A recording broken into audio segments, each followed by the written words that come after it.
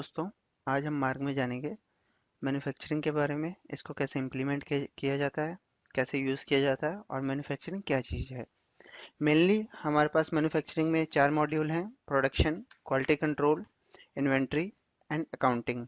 आइए अब हम जानते हैं फ्लो चार्ट की मदद से कि इसको कैसे यूज़ किया जाता है, कैसे इम्प्लीमेंट किया जाता है।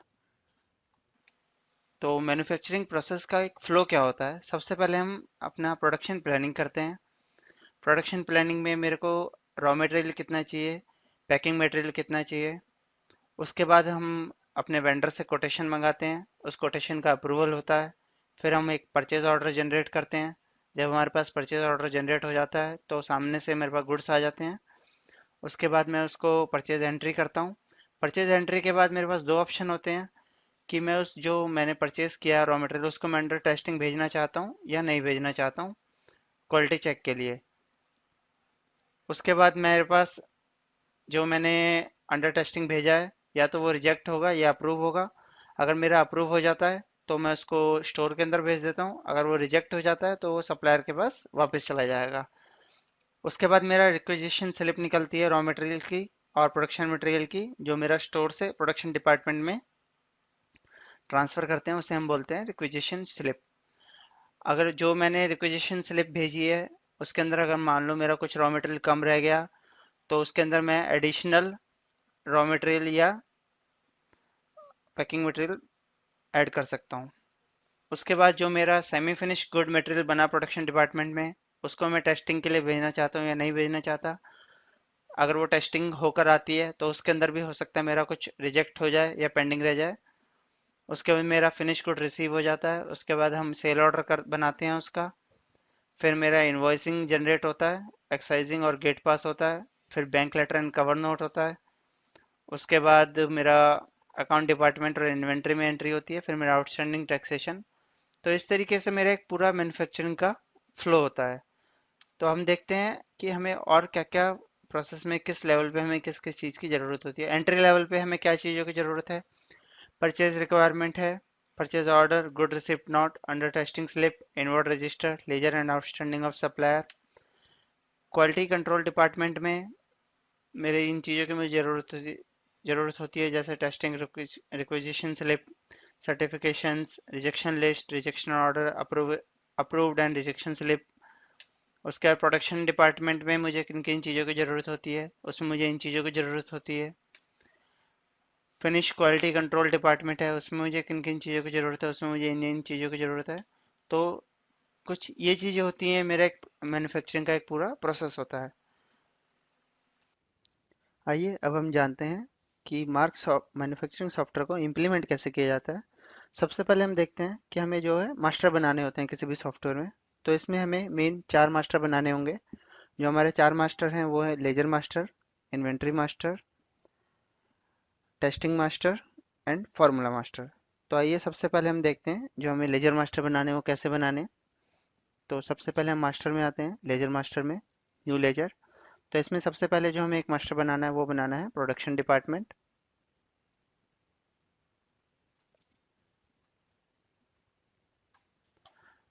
जिसका हेड अंडर ग्रुप हमें हमेशा रखना है सन्ड्री क्रेडिटर मैन्युफैक्चरर्स। इसमें बाकी चीज़ें आप ब्लैंक छोड़ देंगे। उसके बाद जो सेकंड लेजर हमें बनाना है वो बनाना है क्वालिटी कंट्रोल, क्यूसी। और इसका जो हम अंडर ग्रुप रखेंगे वो रखेंगे सन्ड्री क्रेडिटर सप्लायर। इसको हम सेव कर देते हैं। तो इस तरीके से आप अपने डेटर्स, क्रेडिटर्स या बैंक, जितने भी लेजर्स हैं आप यहाँ क्रिएट कर सकते हैं जो आप यूज़ करेंगे। उसके बाद आता है हमारा इन्वेंट्री मास्टर। इन्वेंट्री मास्टर में आप देखेंगे कि हमारे पास बाय डिफ़ॉल्ट हमने कुछ ग्रुप्स दिए हुए हैं: finish product, packing material, raw material and semi finish. तो आइए हम देखते हैं कि इसके अंदर आइटम कैसे क्रिएट की जाती है। सबसे पहले हम एक फिनिश प्रोडक्ट क्रिएट करते हैं। टैरिफ टैरिफ क्या होता है, जो हमारे एक्साइजेबल गुड्स होते हैं या एक्साइजेबल कंपनीज होती है तो उनका एक टैरिफ नंबर फिक्स होता है जो हम यहाँ डाल देते हैं। उसके बाद जैसे आइटम मैंने एक यहाँ पर टेस्ट आइटम बना लिया, उसकी पैकिंग मैंने यहाँ डाल दी है, यूनिट, डेसिमल, जो इसकी मेन मेन चीज़ें आप डाल सकते हैं यहाँ से, उसकी सेल्फ लाइफ मिनिमम मैक्सिमम। उसके बाद हम सेव कर देते हैं। इसके बाद हमारा आता है semi finish item. Semi finish item में जो हम यहाँ नाम डालेंगे ये वो नाम होगा जिस नेम से आइटम बनती है, मतलब बैच नेम। तो जैसे मैंने यहाँ पे डाल दिया टेस्ट बी, और यूनिट में उसका वो आएगा जिस यूनिट में वो बल्क में बन रही है, जैसे वो लीटर में बन रही है। और पैकिंग मान लीजिए फिनिश प्रोडक्ट जो है आपका मिलीलीटर में है, लेकिन बल्क में वो लीटर्स में बन रही है, तो हम यहाँ डालेंगे लीटर। या फिर वो केजीस में बन रही है और पैकिंग उसकी ग्राम्स में जाती है, तो हम यहाँ पर ग्राम नहीं डालेंगे, यहाँ हम केजी डालेंगे। तो जैसे ये केजी में बनती है तो मैंने यहाँ केजी डाल दिया। उसके बाद हम इसको सेव कर देंगे। तो इस तरीके से हमारी जो है इन्वेंट्री क्रिएट हो जाती है। उसके बाद आता है हमारा फार्मूला मास्टर। फार्मूला मास्टर के लिए आप जाएंगे ट्रांजेक्शन में, सॉरी मैन्युफैक्चरिंग में, फार्मूलाज। फार्मूलाज में देख आप जैसा कि देख सकते हैं इसमें हमारे दो टाइप के फार्मूले बनते हैं। एक बनता है रॉ मटेरियल के लिए और एक बनता है फिनिश मटेरियल, पैकिंग मटेरियल के लिए। तो जो रॉ मटेरियल के लिए बनता है उसमें हम जो आइटम लेंगे जो मतलब वो होती है सेमी फिनिश, और जो पैकिंग मटेरियल है उसके अंदर जो हम आइटम लेंगे वो लेंगे फिनिश। तो आइए सबसे पहले हम देखते हैं रॉ मटेरियल में। हम यहाँ रॉ मटेरियल में जाते हैं, एंटर मारते हैं, तो हम देखते हैं कि हम एसिड सस्पेंशन, जो आप देखेंगे आइटम आपको यहाँ पर सेमी फिनिश लेनी है। तो हमने एसिड सस्पेंशन के लिए हम फार्मूला बनाते हैं। इस पर मैं एंटर मारता हूँ। तो सबसे पहले ये आता है मल्टी स्टेज। अगर ये आपका प्रोडक्ट मल्टी स्टेज स्टेज है तो आप सिलेक्ट कर सकते हैं, अदरवाइज हम इसको नो रखेंगे। इसके बाद हम इसकी एंट्री डेट डालते हैं। तो एंट्री डेट जैसे जो भी आप अगर फॉर्मूले के एंट्री डेट डालना चाहते हैं वो डाल देते हैं।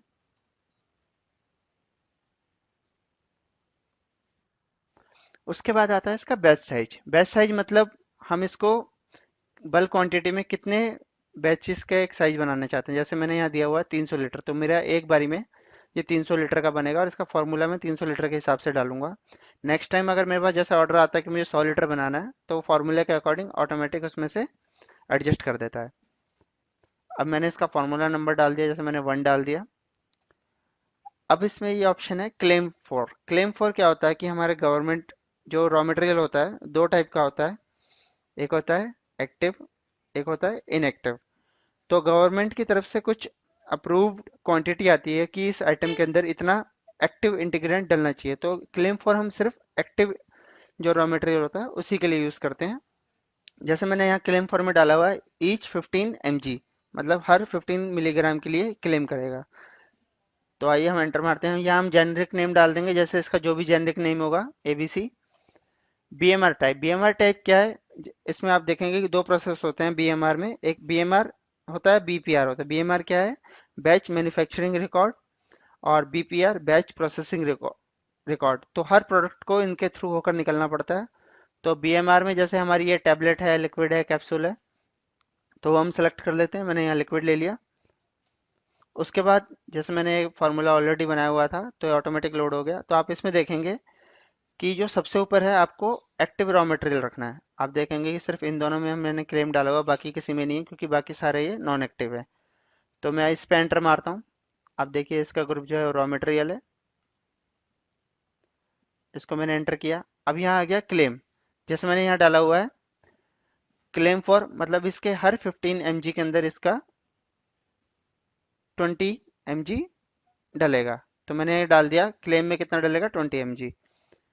उसके बाद टोटल क्वांटिटी कितनी डलेगी, ये तो आ गया ईच 15 mg के लिए, बट टोटल हम बना रहे हैं 300 लीटर। तो 300 लीटर के हिसाब से हम कैलकुलेट करके यहाँ डाल देंगे। उसके बाद आ जाता है ओवर एजेस। ओवर एजेस क्या है कि जैसे अगर मैं मटेरियल रॉ मटेरियल इशू कर रहा हूँ, कुछ उसमें वेस्ट भी होगा, तो मुझे कितना एक्स्ट्रा उसको इशू करना है। तो जैसे अगर मैंने यहाँ 10% डाल दिया, टोटल इशू मैं कर रहा हूँ 3 पॉइंट समथिंग, तो वो 10% ऑफ दिस प्लस दिस वो इशू कर देगा। मतलब जो मैंने क्वांटिटी डाली है उसका 10% और जोड़ के उसको एक्स्ट्रा ऐड कर देगा। इसके बाद इसमें आता है इक्विवेलेंट। ये भी आप देखेंगे कि जो हमारा एक्टिव रॉ मटेरियल होता है सिर्फ उसी के लिए हमें यूज़ करते हैं। अगर ये मटेरियल मेरे पास नहीं है तो इसकी बदले में मुझे दूसरा कौन सा लेना है, तो उसका मैंने इक्विवेलेंट नेम यहाँ पर मैं दे दूंगा। Add quantity at the time of costing. Costing के टाइम पे इसकी, जैसे मैंने यहाँ पर डाला हुआ 3.99, बट मैं कॉस्टिंग के टाइम पे मैंने यहाँ कर देता हूँ 1 kg। तो ये क्या करेगा, 3.99 प्लस 1 kg, उतने की कॉस्टिंग ऐड करके दिखा देगा। अब एप्लीकेबल ऑन कॉस्टिंग, इस रॉ मटेरियल को मुझे कॉस्टिंग पे एप्लीकेबल करना है या नहीं करना, यस या नो में कर सकता हूँ। तो इसी तरीके से मैं अपना पूरा फार्मूला डाल दूंगा। इसमें जो ये आप देख सकते हैं ऐसे ऐसे मतलब होता है प्योर, कि आइटम की प्योरिटी कितनी है, रॉ मटेरियल जो है कितना प्योरिटी है। उसके बाद मैंने पूरा फार्मूला एंटर कर देता हूँ। मैं इसको टैब की से सेव करता हूँ। उसके बाद ये आ जाता है यहाँ पर, जैसे आप देख सकते हैं एसिड सस्पेंशन, ये पैकिंग में फिनिश प्रोडक्ट आ गया। इसमें से मेरे को दो प्रोडक्ट बनाने हैं, एक है एसिड सस्पेंशन 100 ml, सेकेंड है एसिड सस्पेंशन 200 ml। तो जैसे मैं इसको एंटर मारता हूँ, आप देख सकते हैं कि इसका फिनिश प्रोडक्ट है, ग्रुप का नेम एंटर किया। अब ये बोलता है कि क्वांटिटी कितनी होगी।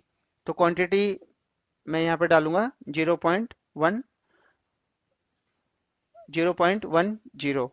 जैसे कि आप देख सकते हैं 100 / 1000, तो जितना आएगा ये पर लीटर एक बोतल में कितना पैक होगा वो डाल दिया। एसिड मैं 200 के लिए बना लूंगा और इसको मैं फिर से टैब से सेव कर देता हूँ।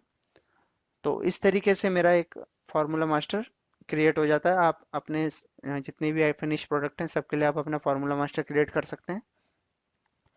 उसके बाद हमारा आता है टेस्टिंग मास्टर।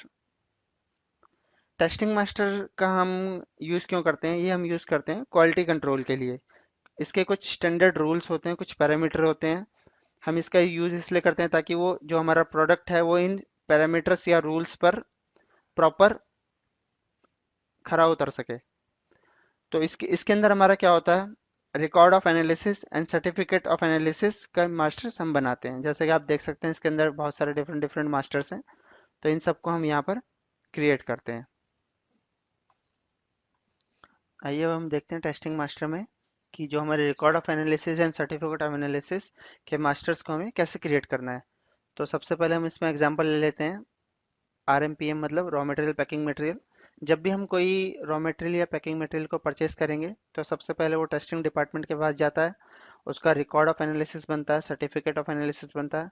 अगर वो सारे टेस्ट को पास कर लेता है उसके बाद उसको आगे प्रोडक्शन प्लानिंग में भेज दिया जाता है। अदरवाइज अगर उसमें कुछ भी प्रॉब्लम होती है तो उसको रिजेक्ट कर दिया जाता है। उसका डिसीजन हमारा सब टेस्टिंग डिपार्टमेंट में ही होता है, वो ROA एंड COA के थ्रू ही किया जाता है। तो सबसे पहले हम एंटर मारते हैं ROA रिकॉर्ड ऑफ एनालिसिस पे, व्यू एंड एडिट किस आइटम के लिए बनाना है, उसका एस्केप एस्केप। तो हमारे पास यहाँ एक शीट खुल जाती है। इस शीट में हम अपना डिफाइन कर सकते हैं कि हमें इस पे कौन कौन से टेस्ट करने हैं, उनका मेन बेसिक रिजल्ट क्या है, और जो हमारा प्रोडक्ट का हमने टेस्ट किया उसका रिजल्ट क्या है, वो नॉर्मल है या नहीं है। तो इस तरीके से हम एक पूरा एक फॉर्मेट रेडी कर सकते हैं ROA के लिए अपने अकॉर्डिंग, पार्टी के अकॉर्डिंग।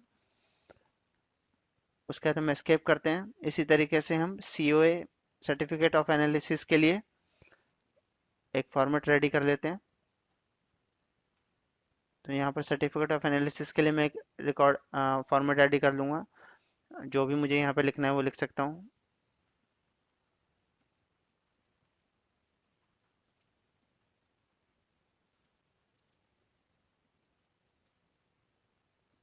तो मुझे जो भी अपने अकॉर्डिंग लिखना है मैं लिख सकता हूँ। इसको Ctrl+W से मैंने सेव कर दिया।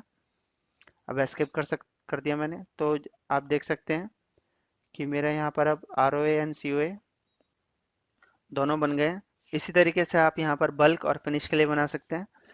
आपको इसमें ध्यान क्या रखना है कि बल्क और फिनिश दोनों के लिए जो हमारा प्रोडक्ट सेलेक्ट होगा वो हमेशा सेमी फिनिश होगा। और बाकी इसमें और टेस्ट दिए हुए हैं तो आप सारे टेस्ट के लिए हम मास्टर बना लेते हैं। तो मास्टर्स बनाने के बाद जब भी हम किसी आइटम को परचेस करेंगे तो उस टाइम पे ये उनको आस्क कर लेगा ऑटोमेटिक। आइए अब तक हमने देखा कि मैन्युफैक्चरिंग सॉफ्टवेयर को इम्प्लीमेंट कैसे किया जाता है। आइए अब हम देखते हैं कि इसमें वर्किंग स्टाइल जो हमने फ्लो चार्ट में बताया उसको कैसे इम्प्लीमेंट किया जाएगा। तो इसमें सबसे पहले हमारे पास आता है प्रोडक्शन प्लानिंग, जो आप देख सकते हैं यहाँ से। इसको हम डायरेक्ट भी बना सकते हैं या फिर जैसे हमारे पास कोई सेल ऑर्डर आया है कि मुझे एक XYZ आइटम के 300 पीस चाहिए, तो हम सेल ऑर्डर के अकॉर्डिंग भी प्रोडक्शन को प्लान कर सकते हैं। तो सबसे पहले हम प्रोडक्शन प्लानिंग में जाते हैं।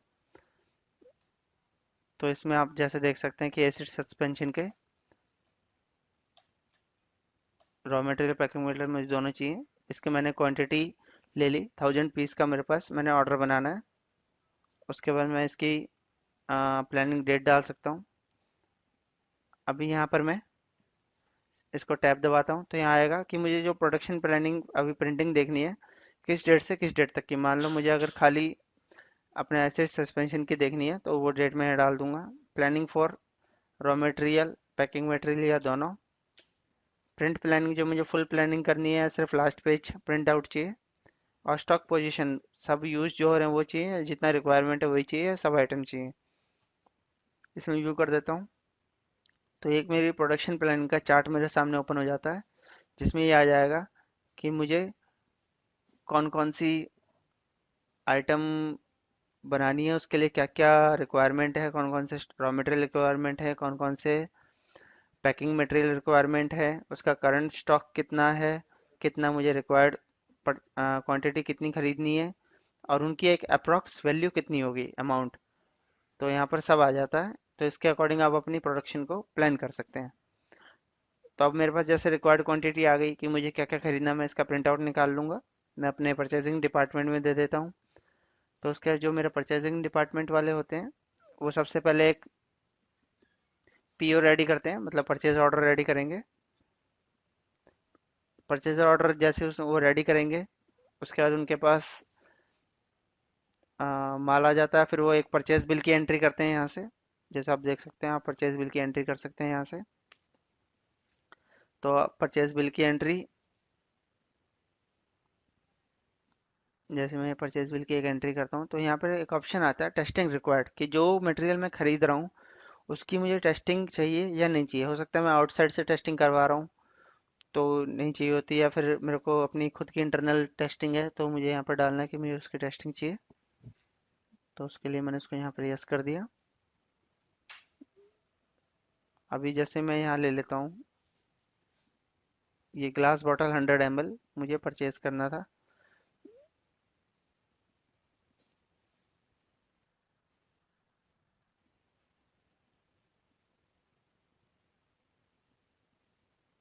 तो ये मैंने यहाँ से सारी एंट्रियाँ डाल देता हूँ। उसका एमआरपी जो भी है वो डाल दूंगा। कितनी क्वांटिटी, मुझे 1000 पीस परचेज करने हैं, तो मुझे उसकी जो भी डिटेल है वो सब मैं यहाँ डाल देता हूँ। इसको मैं सेव कर देता हूँ। तो इसी तरीके से मेरा जितना भी रॉ मटेरियल है, पैकिंग मटेरियल है, मैं सबको परचेज कर लूँगा। उसके बाद स्टेप होता है अंडर टेस्टिंग स्टॉक, कि मेरा कौन कौन सा स्टॉक जो है अंडर टेस्टिंग पड़ा हुआ है। तो आप देख सकते हैं कि ये 11 बॉटल के 100 ml के जो है 1000 पीस हैं, वो अंडर टेस्टिंग अभी हैं। तो इस पर मैं एंटर मारता हूँ, मॉडिफाई करता हूँ। तो यहाँ पर सबसे पहले हम जो क्वालिटी कंट्रोल जो मेरा डिपार्टमेंट है, उसको मैं कुछ सैंपल्स भेजूंगा, मैं पूरे नहीं भेजूंगा। जैसे मैंने एक बोतल भेज दी। उसके बाद उसका पैक का साइज क्या है। अभी रिजेक्शन क्वांटिटी अभी हमें नहीं डालनी है, जब वो क्वालिटी कंट्रोल में चला जाएगा तो वहां से अगर कुछ रिजेक्शन होती है तो वो डालेंगे। तो अभी इसको मैं सेव कर देता हूँ। इसको मैंने सेव कर दिया। उसके बाद प्रिंट में आते हैं। तो जो ये टेस्टिंग रिक्वेजिशन स्लिप, जो मुझे क्वालिटी कंट्रोल किस डिपार्टमेंट को देनी है, क्वालिटी कंट्रोल डिपार्टमेंट को। सैंपल क्वांटिटी मैंने एक पीस दी है। टेस्टिंग रिक्वायर्ड, यहाँ ये आ गया एज पर IPBP USP, जो एक स्टैंडर्ड ड्रग एक्ट होता है, उसके अकॉर्डिंग इसकी टेस्टिंग की जाती है। इसको मैंने व्यू किया तो ये आ जाएगा कि testing requisition slip to quality control department, और जो भी मैंने यहाँ पर अपने आइटम भेजे हैं तो उसकी पूरी डिटेल यहाँ आ जाएगी। अब वो क्वालिटी कंट्रोल डिपार्टमेंट के पास आइटम चला गया। उसके बाद क्या होगा, वो दोबारा अंडर टेस्टिंग स्टॉक में आएंगे। आइटम पे एंटर मारते हैं, मॉडिफाई। अब वो हर टेस्ट को, जो भी वो टेस्टिंग करेंगे, तो उसको एक रिपोर्ट नंबर देते हैं। तो यहाँ AR नंबर देते हैं, एनालिटिक रिपोर्ट नंबर, तो वो हम यहाँ टेस्टिंग रिपोर्ट नंबर में डाल देते हैं। और जो एक उनके पास जो सैंपल भेजा गया है, वो सैंपल को भी एक कंट्रोल सैंपल नंबर देते हैं, ताकि वो एक सैंपल को अपने पास संभाल के रख सकें। इन फ्यूचर अगर कोई प्रॉब्लम होती है तो वो सैंपल से टेस्ट कर सकें। तो उसको सैंपल नंबर दे दिया। बाकी हमें यहाँ पे कुछ नहीं डालना। इसको मैं सेव कर देता हूँ, प्रिंटिंग निकालता हूँ। अभी यहाँ से मुझे ROA और COA उसका प्रिंट करना है। तो रिकॉर्ड ऑफ एनालिसिस मैंने उसका प्रिंट किया। इसमें जो भी मुझे चेंजेस करने हैं वो मैं कर सकता हूँ। उसको कंट्रोल W से मैंने सेव किया, प्रिंट किया। तो ये प्रिंट आउट निकल जाएगा मेरा ROA का। इसी तरीके से मैं उसका COA भी निकाल सकता हूँ। अगर रिजेक्शन ऑर्डर, रिलीज ऑर्डर निकालना है कि ये रिलीज करना है, तो रिलीज ऑर्डर टैग प्रिंटिंग निकालनी है कि अभी स्टॉक जो मेरा अंडर टेस्ट है या सैंपल्ड है या अप्रूव, जैसे अप्रूव्ड हो गया है, तो ये आ जाएगा अप्रूव्ड मटेरियल और उस पर मैं टैग लगा के चिपका सकता हूँ। तो इस तरीके से हम टेस्टिंग स्टॉक, किसी भी स्टॉक की टेस्टिंग करते हैं। अब जैसे मेरा टेस्ट स्टॉक जो है वो टेस्ट हो चुका है, अब मुझे उसको ट्रांसफ़र करना है स्टोर डिपार्टमेंट में। तो उसके लिए हम यहाँ से वही अंडर टेस्टिंग स्टॉक पर आएंगे, तो उस पर एंटर मारते हैं, तो ये ट्रांसफ़र का ऑप्शन है, इसको मैं ट्रांसफ़र कर देता हूँ। तो मेरा स्टॉक जो है ये ट्रांसफ़र हो गया। उसके बाद अब क्या होता है कि अब प्रोडक्शन, अब मेरे पास स्टोर में आइटम आ चुकी है, मेरे पास सेल ऑर्डर आया है, तो मुझे उसका आइटम का प्रोडक्शन भी करनी होगी। तो प्रोडक्शन डिपार्टमेंट को हम रॉ मटेरियल या पैकिंग मटेरियल इशू करते हैं। तो उसकी एंट्री देखते हैं कहाँ से करते हैं। ये एक मेरे पास मटेरियल इशू ऑप्शन है, यहाँ मैं एंटर मारता हूँ, तो मेरे पास यहाँ raw material, packing material, additional raw material, अगर उसी बैच में मुझे कुछ रॉ मटेरियल देना है, या एडिशनल पैकिंग मटेरियल अगर उसी बैच में कुछ पैकिंग मटेरियल देना है, या फिर वो बैच बनने के बाद उसमें से कुछ मेरे पास बच गया है, तो वो मैं यहाँ से रिटर्न ले लेता हूँ। तो हम रॉ मटेरियल पे एंटर मारते हैं, यहाँ मैंने एंटर मारा, प्रोडक्शन डिपार्टमेंट, स्लिप नंबर, किस आइटम के लिए हम बना रहे हैं, जो हमने फार्मूले में क्वांटिटी डाली ऑटोमेटिक आ गई, अगर मुझे इसको कम या ज़्यादा करना है तो मैं कर सकता हूँ, उसके अकॉर्डिंग फार्मूला ऑटोमेटिक उठा लेगा। उसका बैच नंबर जो हम यहाँ पर डिसाइड करते हैं, जो मेरा बल्क का एक बैच बनेगा, वो मैंने बैच नंबर यहाँ डाल सकता हूँ। मैन्युफैक्चरिंग डेट, उसकी एक्सपायरी डेट, उसके अकॉर्डिंग जो ये मेरा होगा फार्मूला ऑटो लोड हो जाएगा। अभी फार्मूला लोड हो चुका है, तो इसको मैं टैब से सेव कर देता हूँ। उसके बाद ये आ जाता है मेरा यहाँ पर प्रिंटिंग, मुझे क्या क्या निकालना है, तो मुझे रिक्वेजिशन स्लिप निकालनी है। तो आप देख सकते हैं कि रिक्वेजिशन स्लिप है as per drug act, WHO GMP certified, जो उनके एक्ट में होती है वही यहाँ पर आप देख रहे हो प्रिंट होती है। तो ये हमारी प्रोडक्शन डिपार्टमेंट के पास चली जाती है कि उनको कौन कौन सा मटेरियल हम इशू कर रहे हैं। इसी तरीके से आप टैक्स प्रिंट निकाल सकते हैं, प्रोसेस शीट, जो BMR आप वो निकाल सकते हैं, यील्ड स्टेटमेंट है या जो भी आपको निकालने हैं इसके अंदर आप निकाल सकते हैं। इसके बाद जब हमारा बल्क, ये क्वांटिटी जो है जैसे 300 लीटर बन के रेडी हो जाएगी, तो इसकी कुछ टेस्टिंग वगैरह होंगी। तो उसके लिए आप यहाँ से testing requisition slip, record of analysis, COA वो निकाल सकते हैं। उसके बाद जब हम अपना पैकिंग मटेरियल, ये बल्क जो है हमारा पैक हो जाएगा, पैकिंग मटेरियल इशू कर देंगे, तो वो हमारा फिनिश मटेरियल बन जाएगा, उसकी भी हमारी टेस्टिंग होती है। तो उसके लिए आप जो टेस्टिंग का जितने भी सर्टिफिकेट्स या रिकॉर्ड्स होते हैं आप यहाँ से निकाल सकते हैं। प्रोडक्शन रजिस्टर आप यहाँ से निकाल सकते हैं। तो इसके बाद हमारा जो है प्रोडक्शन डिपार्टमेंट में से पैकिंग मटेरियल एक रेडी हो जाएगा, सॉरी फिनिश प्रोडक्ट जो है रेडी हो जाएगा। उसके बाद हमें उस फिनिश प्रोडक्ट को स्टोर में ट्रांसफ़र करना है। तो उसके लिए हम यहाँ से ट्रांसफ़र नोट बनाते हैं, हम ट्रांसफ़र पे क्लिक करेंगे, प्रोडक्शन डिपार्टमेंट, मुझे क्या चीज़ ट्रांसफ़र करनी है, जैसे मुझे ये ट्रांसफ़र करना है, एंटर किया, कितना 300 लीटर इशू हुआ था, जैसे इसमें दिखा रहा है कि पैकिंग नॉट इशूड, तो पैकिंग अभी मैंने इशू नहीं की है, तो मुझे पैकिंग पहले इशू करनी पड़ेगी।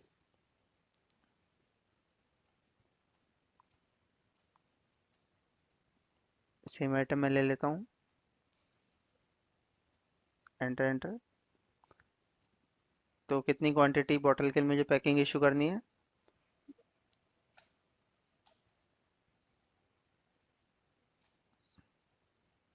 तो ये ऑटोमेटिक इसका पैकिंग मटेरियल उठा लेगा। इसको मैंने सेव कर दिया। अब मेरा पूरा मटेरियल जो है पैक हो जाएगा, फिनिश बन जाएगा। उसका ट्रांसफ़र नोट करते हैं, मैंने एंटर किया, तो आप देखेंगे पैकिंग मटेरियल इशू हो चुका है। फिनिश प्रोडक्ट मेरे जो है ये दोनों है। तो इसकी कितनी कितनी बॉटल, जैसे मैंने 1000 के लिए बोला था, तो मेरी बॉटल जो मेरी 900 ही बनी है। रिजेक्ट क्वांटिटी इसमें से 10 हुई है, और इसकी जो है मेरी खाली 3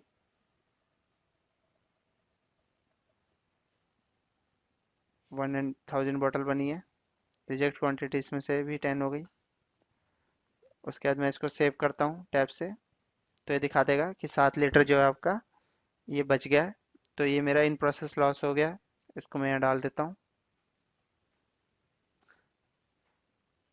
अब मैं एंटर एंटर मारता हूँ, तो यहाँ से मैं इसका बैच और रेट डिफाइन कर सकता हूँ दोनों आइटम्स का। अब मैं इसका स्केप कर सकता हूँ। तो ये मेरा जो है स्टॉक, आप देख सकते हैं कि स्टॉक के अंदर मेरा जो एसिड सस्पेंशन है इसकी क्वांटिटी आ गई है। तो इसके बाद आप इसको, आप देख रहे हैं 900 बॉटल 1000 बॉटल ये आ गई है। तो इसके बाद आप इसको सेल आगे जो आपके डिपो वगैरह हैं या रिटेलर्स हैं उनको आप सेल कर सकते हैं। तो आइए अब हम इसमें देखते हैं मैन्युफैक्चरिंग में हमारी जो कुछ रिपोर्ट्स होती हैं, तो रिपोर्ट्स हम कैसे निकालेंगे। तो सबसे पहले हम देखते हैं जो ये यील्ड होती है। यील्ड क्या होती है कि हमने कितना परसेंट अचीव किया है।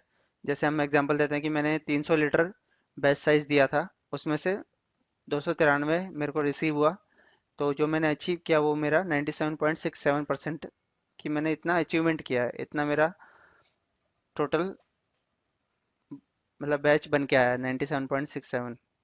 तो ये होता है यील्ड। उसके बाद हमारी होती है जो हम टेस्टिंग के अंदर गया है उसके भी कुछ रिपोर्ट्स होती हैं। टेस्टिंग रजिस्टर में देख सकता हूँ कि रॉ मटेरियल पैकिंग मटेरियल में कितना इन्वर्ट हुआ, कितना टेस्ट में गया।